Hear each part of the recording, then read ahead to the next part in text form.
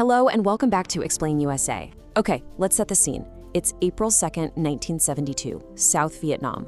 A massive force, we're talking 30,000 North Vietnamese troops, is flooding across the demilitarized zone. This isn't just a skirmish, it's a full-blown invasion. And right in the middle of all that chaos, one of the most incredible and costly rescue missions in American history is about to kick off. But before we even dive into the story of the rescue itself, I want you to just look at this number, 9. That's how many American lives were already lost just trying to get one man out from behind enemy lines. An absolutely unbelievable price to pay. And really, that's the gut-wrenching question at the heart of this whole thing, isn't it? Is it worth it? How many people do you risk to save just one person? This was the impossible dilemma facing commanders in the thick of the Vietnam War. So how did this whole nightmare begin? Well, it started with a catastrophic failure. An Air Force electronics plane, with the call sign BAT-21, was out there trying to sniff out enemy missile sites. And then, suddenly, 2 surface-to-air missiles came screaming right at them. The second one hit its mark.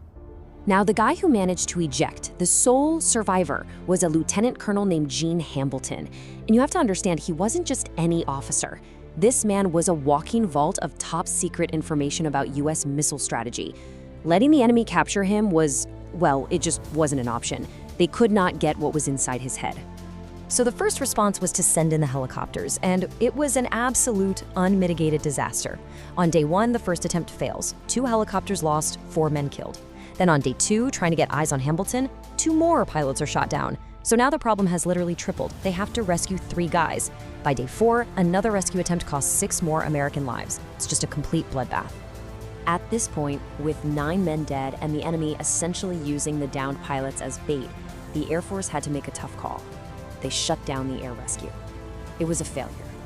They realized sending in more helicopters was just sending more men to die. The only thing left, their very last hope, was a totally different strategy, a high-risk stealth mission on the ground. So the air rescue was a catastrophic failure, leaving just one last desperate option on the table, a ground rescue. But who would be crazy enough to even try it? The sky was completely owned by enemy anti-aircraft guns. So they turned to the U.S. Navy SEALs. And one man, Lieutenant Tom Norris, volunteered to lead a team on what everyone knew was basically a suicide mission. Norris's plan was, audacious but simple. He and a small team of South Vietnamese commandos were going to use the Cam Lo River as a secret highway. They'd slip right past 30,000 enemy troops at night to find the pilots and pull them out. Sounds simple on paper, right?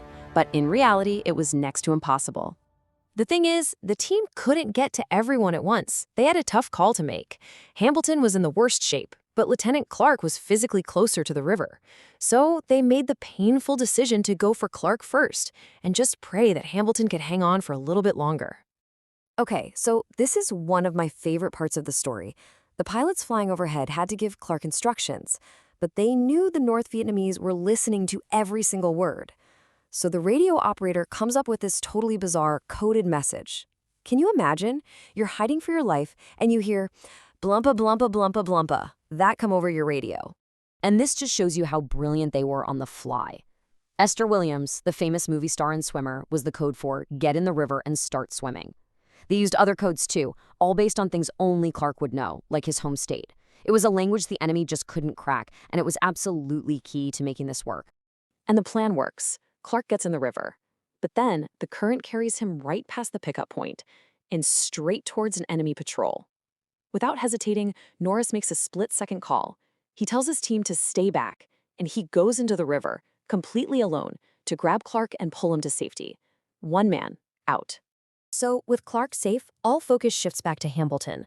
But the whole situation has gotten even more desperate.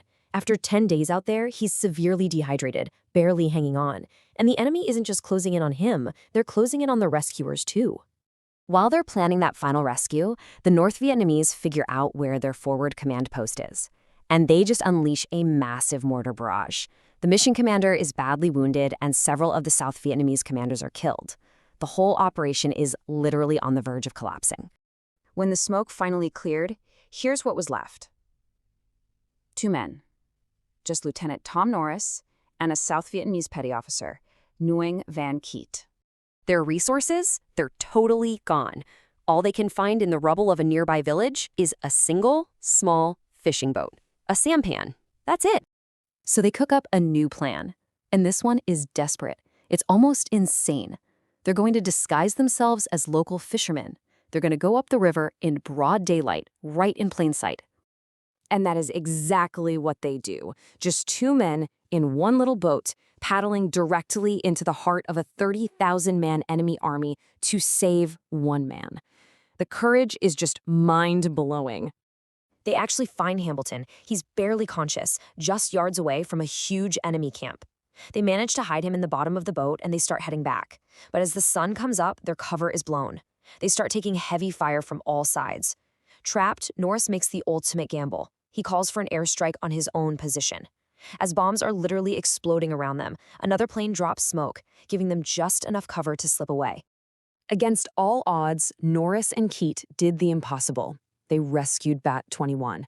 But this incredible success came at the end of one of the most costly and heroic rescue missions in history, forcing everyone to really think about the aftermath. For their unbelievable bravery, Lieutenant Tom Norris was awarded the Medal of Honor, which is America's highest award for valor, and Petty Officer Nguyen Van Kiet received the Navy Cross. To this day, he is the only South Vietnamese soldier in history to receive that incredible honor. But for the man they saved, Gene Hamilton, the rescue was something he was haunted by. After surviving 11 terrifying days, his thoughts weren't just on his own survival. They were on the immense sacrifice that so many others made just to bring him home. And that leaves us right back where we started. After hearing about the unbelievable bravery and the tragic losses, you really have to ask yourself, what is the price of a single human life? There's no easy answer to that, is there? And it's something to think about. That's all for this one. If you like informative videos like this, you can subscribe to our channel and press the bell icon so you don't miss the next one. Thanks for watching.